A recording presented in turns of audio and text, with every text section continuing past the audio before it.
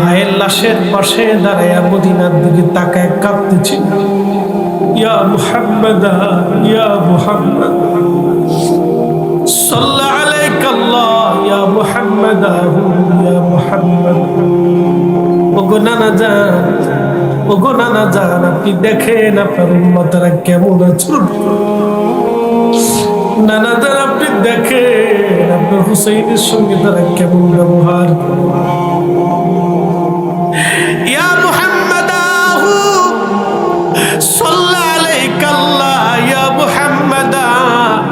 আল বেদায়ের ভিতরে ইমাম ইবনে কাসির লেখে, ইয়া মুহাম্মাদ, ইয়া মুহাম্মাদ বলে হযরত জয়নব কাঁদতেছিলেন।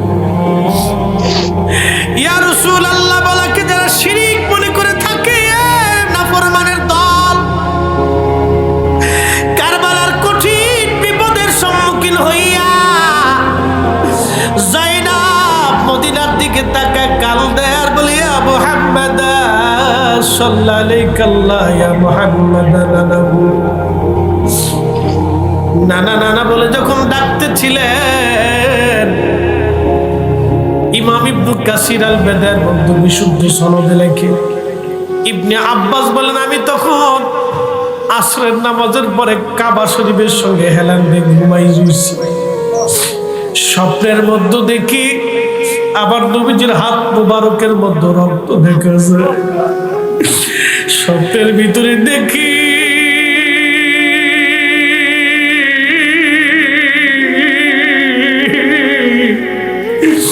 নবীজির জুব্বা মুবারকের মধ্যে ধুলাবালি লাগানো, নবীজির চুল দাড়ি মুবারক এলোমেলো, নবীজির চক্ষু মুবারক দিয়ে পানি পড়ে। মক্কার দিকে নবীজি হেঁটে হেঁটে আসে, নবীজি কাঁদতেছিলেন। ইবনে আব্বাস বলেন, ইয়া রাসূলুল্লাহ, জীবনে কোনোদিন এইভাবে হাতের মধ্যে রক্ত দেখি নাই, কোনদিন গায়ে ধুলাবালি লাগতে দেখি নাই, চুল দাড়ি মুবারকে ধুলাবালি লাগতে দেখি নাই। আপনি নবী কাঁদেন কেন? আপনি নবীর গায়ে মুবারকে রক্ত কেন? আপনার হাতে রক্ত কেন?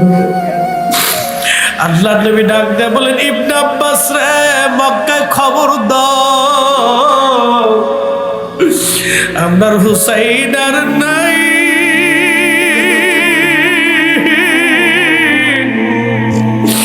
আমার হুসাইন কারবালায় শহীদ। আমি আমার হুসাইনের শাহাদাতের সময় আমি নবী তার পাশেই ছিলাম। আমার হুসাইনের রক্ত খুলে নিয়ে আমি আল্লাহর আদালতে যাইতেছি। আমার হুসাইনের রক্ত খুলে নিয়ে আমি আল্লাহর আদালতে যাইতেছি। আমার হুসাইন শহীদ, আমার হুসাইন আর নাই। ইবনে আব্বাস রে, মক্কায় খবর দাও, আপনার হুসাইন আর নাই, হুসাইন শহীদ হয়ে গেছে।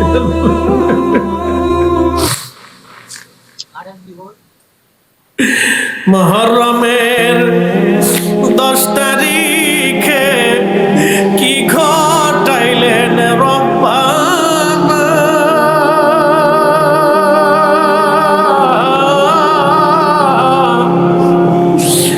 কলিজা ফাটিয়া যায় রে, বলিতে সেই ঘটনা। মুহররমের 10 তারিখে কি ঘটিল রব্বানা,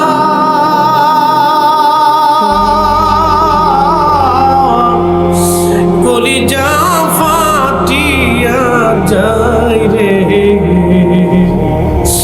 বলিতে সেই ঘটনা। হাসান শহীদ জহরেতে, ই হুসাইন শহীদ কারবালায়।